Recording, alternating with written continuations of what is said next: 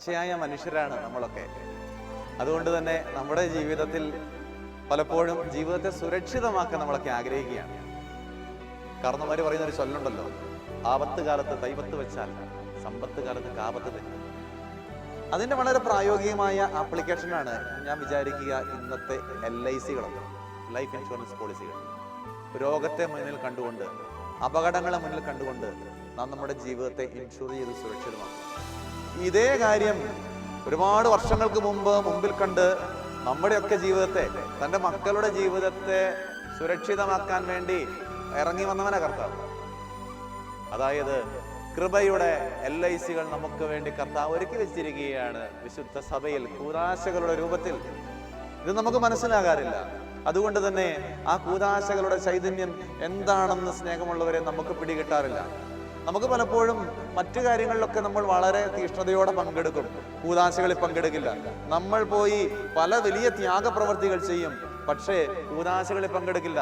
നമ്മൾ നൊവേനകളൊക്കെ നമ്മൾ പങ്കെടുക്കും, പക്ഷേ വിശുദ്ധ കുർബാന നമ്മൾ സൗകര്യപൂർവ്വം ഒഴിവാക്കും. പക്ഷേ എന്താണ് അതിന്റെ കാരണം? നമ്മൾ ഇതിന്റെ വില മനസ്സിലാക്കിയിട്ടില്ല, ഇതിന്റെ മഹത്വം മനസ്സിലാക്കിയിട്ടില്ല എന്നുള്ളതാണ്. അതുകൊണ്ട് സ്നേഹമുള്ളവരെ, വിശുദ്ധ കൂദാശകൾ എന്താണ്, വിശുദ്ധ കൂദാശകളിലൂടെ എന്താണ് നമ്മുടെ ജീവിതത്തിൽ സംലഭ്യമാകുന്നത് എന്ന് മനസ്സിലാക്കുക അത്യന്താപേക്ഷിതമാണ്. നമ്മളെ സംബന്ധിച്ചിടത്തോളം ഞാൻ പറഞ്ഞു, കൃപയുടെ LICകളാണ് വിശുദ്ധ കൂദാശകൾ. കൃപയുടെ LIC എന്ന് പറയുമ്പോൾ ഇപ്രകാരം അതിനെ ചിന്തിക്കാം: നിന്റെ ജീവിതത്തിന്റെ തുടക്കം മുതൽ നിന്റെ ജീവിതത്തിന്റെ ഒടുക്കം വരെ ദൈവത്തിന്റെ കൃപയാൽ നിന്റെ ജീവിതത്തെ പൂരിതമാക്കുവാൻ വേണ്ടി ദൈവം നിനക്ക് വേണ്ടി ഒരുക്കി വെച്ചിരിക്കുന്ന ഇൻഷുറൻസ് പോളിസികളാണ് കൂദാശകൾ. നമുക്കറിയാം, ഓരോ കൂദാശയും വിശുദ്ധീകരിക്കുന്ന കർമ്മങ്ങളാണ്. നിന്റെ ജീവിതത്തിന്റെ ഏറ്റവും പരമപ്രധാനമായ 7 അവസരങ്ങളെ വിശുദ്ധീകരിച്ച് ദൈവകൃപയാൽ പൂരിതമാക്കുകയാണ് അവിടെ.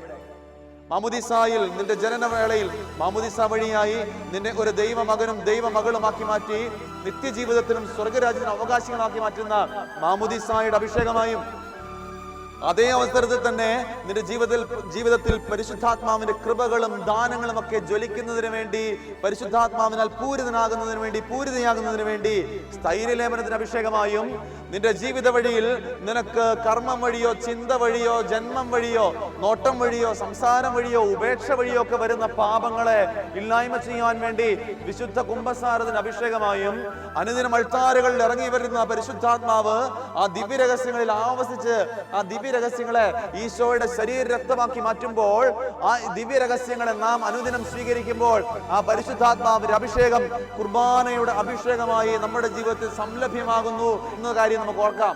അതോടൊപ്പം തന്നെ നിന്റെ ജീവിതത്തിന്റെ പ്രത്യേക നാൾ വഴിയിൽ ദൈവം നിനക്ക് വേണ്ടി ഒരുക്കി വെച്ചിരിക്കുന്ന ജീവിത പങ്കാളിയെ നിന്റെ ചങ്കോട് ചേർത്ത് വെക്കുന്നതിന് വേണ്ടി, ആ ജീവിത പങ്കാളിയോടൊത്ത് സുഖവും ദുഃഖവും സമ്പത്തും ദാരിദ്ര്യവും ആരോഗ്യവും അനാരോഗ്യവും പരസ്പരം പങ്കിടുവാനുള്ള ബോധ്യത്തോടെ നിന്റെ ജീവിതത്തിന്റെ നേർപാതിയായി ദൈവം നിനക്ക് വേണ്ടി നിശ്ചയിച്ചിരിക്കുന്ന ജീവിത പങ്കാളിയെ ചങ്കോട് ചേർത്ത് വെക്കാൻ, എല്ലാമായി സ്വീകരിക്കുവാൻ വേണ്ടി വിവാഹത്തിന്റെ അഭിഷേകമായും, ദൈവജനത്തിന്റെ പ്രതിനിധി എന്ന നിലയിൽ ദൈവജനത്തിന്റെ പക്കൽ നിന്ന് അവരുടെ കണ്ണുനീരും അവരുടെ വേദനകളും അവരുടെ സങ്കടങ്ങളും യാചനകളും എല്ലാം സ്വീകരിച്ച് അവയെ സ്വർഗപിതാവിന്റെ പക്കലേക്ക് ഉയർത്തി നൽകി ആ സ്വർഗത്തിൽ നിന്ന് സംലഭ്യമാകുന്ന സംജാതമാകുന്ന ദൈവകൃപകൾ ഈ ദൈവജനത്തിന് സംലഭ്യമാക്കുന്നതിന് വേണ്ടി, മറ്റു വാക്കുകളിൽ പറഞ്ഞാൽ കർത്താവായ ഈശോ മിശിഹാ കുരിശിൽ മരിച്ച് നേടിത്തന്ന ആ രക്ഷാകര ബലിയുടെ ഫലങ്ങൾ ഈ ലോകമുള്ളിടത്തോളം കാലം, ലോകാവസാനത്തോളം മനുഷ്യകുലത്തിന് സംലഭ്യമാക്കുന്നതിന് വേണ്ടി പൗരോഹിത്യത്തിന് അഭിഷേകമായും, അതോടൊപ്പം നിന്റെ ജീവിതത്തിന്റെ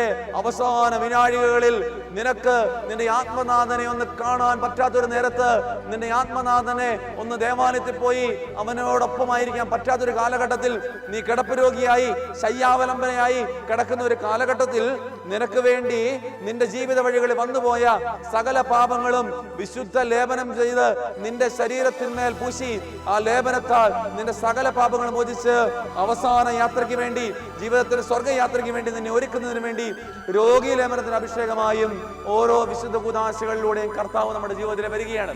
അതായത് ജനനം മുതൽ മരണം വരെ നീണ്ടു നിൽക്കുന്ന കൃപയുടെ ഒരു യാത്രയാണ് സ്നേഹമുള്ളവരെ കൗദാശിക ജീവിതം.